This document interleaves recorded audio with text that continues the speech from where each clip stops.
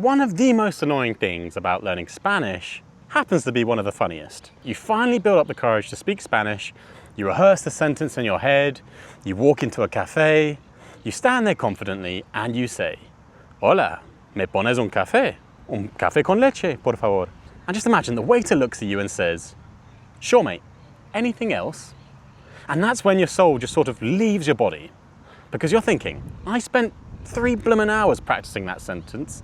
I conjugated the verb, I remembered the por favor, manners of course. I even rolled the R. What more could you ask for? And you've just replied to me in English. This has happened to me so many times in Spain, especially in touristy places like Valencia, where we are right now. Barcelona, Valencia, San Sebastian, anywhere where people are used to dealing with English speakers. And when I first started learning Spanish, this is something that really did bother me. I would take it personally, right? I think, oh no, my Spanish must be pretty terrible. They've immediately detected that I'm foreign and they don't want to speak Spanish with me. And then, because I felt awkward, I would switch into English, which is exactly what I didn't want to do. Because I wasn't in Spain, of course, to practice English. I was in Spain to practice Spanish. But over time, I did realize something. Most people aren't replying in English to insult you.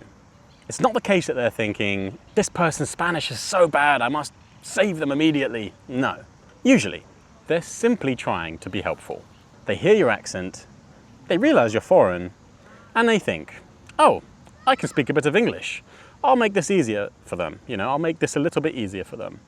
Or, perhaps they're trying to practice their English. The problem is, as a learner, easier isn't always better.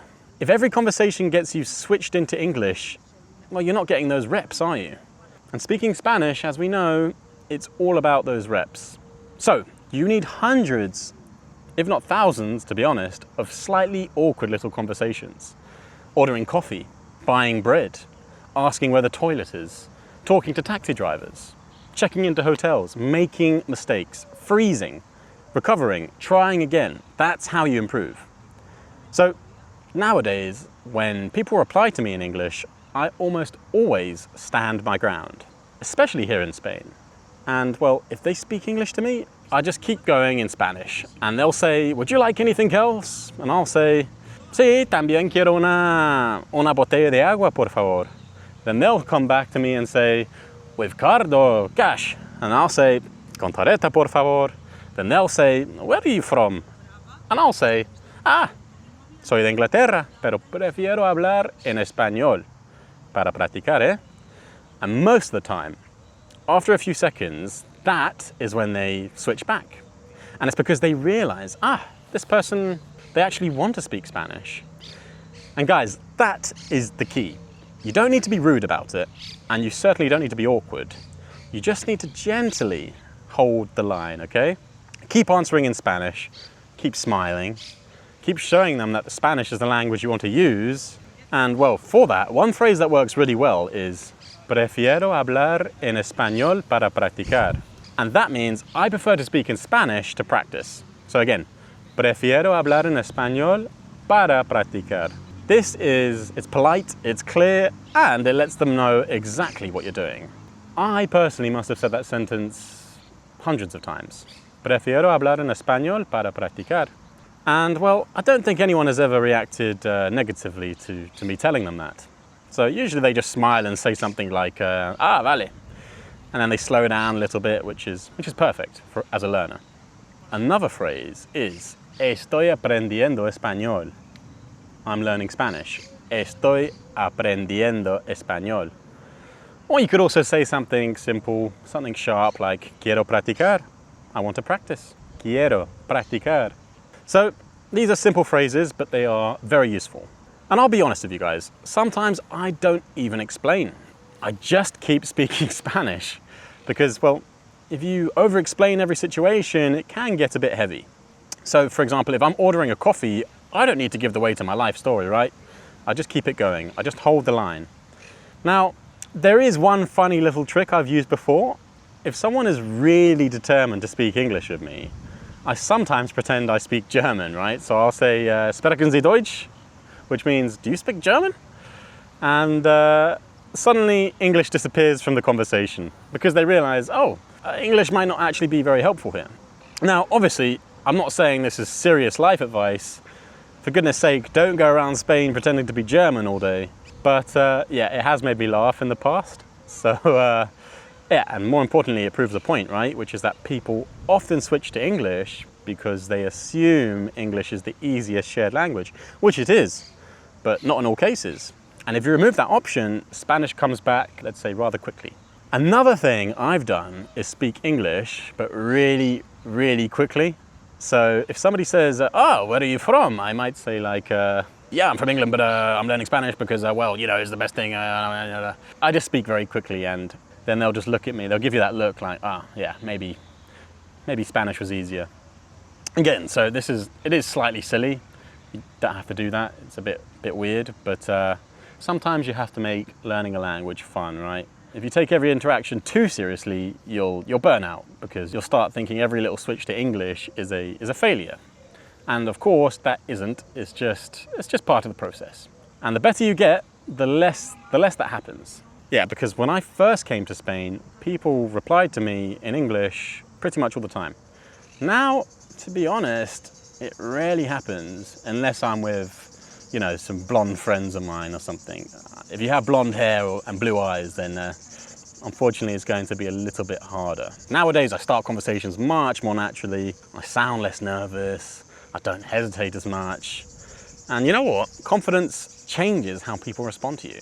If you walk into a cafe and start your order quietly, apologetically, with sort of panic written all over your eyes, people will probably try to rescue you, right, in English, and we don't want that. If you walk in and you're clear, hola, buenas, ¿cómo estás? Un café con leche, una tostada, por favor. Well, people see that confidence and they're much more likely to carry on in Spanish. Delivery matters, confidence matters, even if your Spanish isn't perfect. Actually, especially if your Spanish isn't perfect. One of the biggest lessons I've learned is that people follow your lead. So, if you act like speaking Spanish is normal, well, they're going to treat it as normal, aren't they? If you act like speaking Spanish is something you do all the time, people are going to understand that. You have to fake it till you make it sometimes.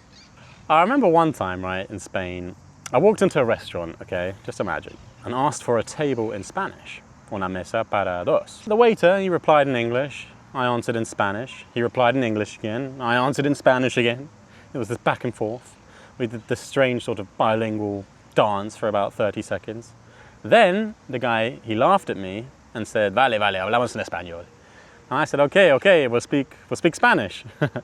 And from that moment, the whole conversation was in Spanish. And well, actually that was a big moment for me because I realized you don't need to win some dramatic argument. You just need to persist for slightly longer than what your comfort level would suggest. That's it.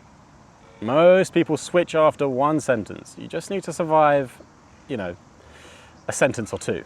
After that point, the conversation usually settles. Well, another thing to remember is that sometimes the person speaking English to you also wants to practice.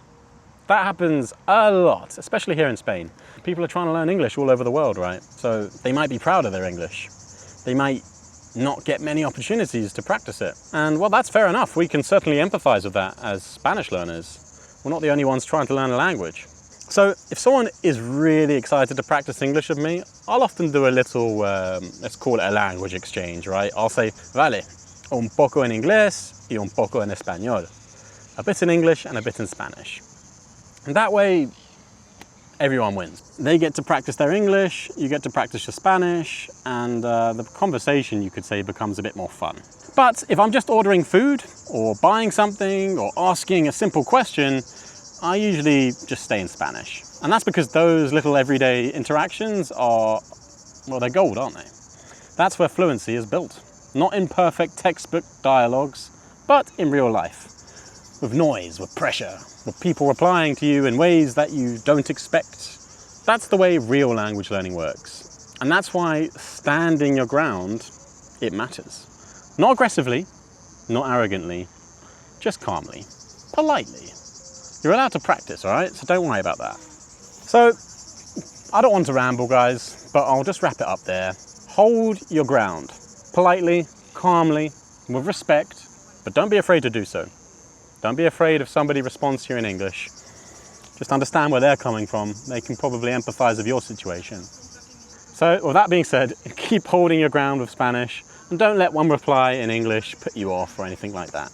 I hope this video has been helpful for you. It's time for me to check out Valencia. Hasta la próxima. Ciao.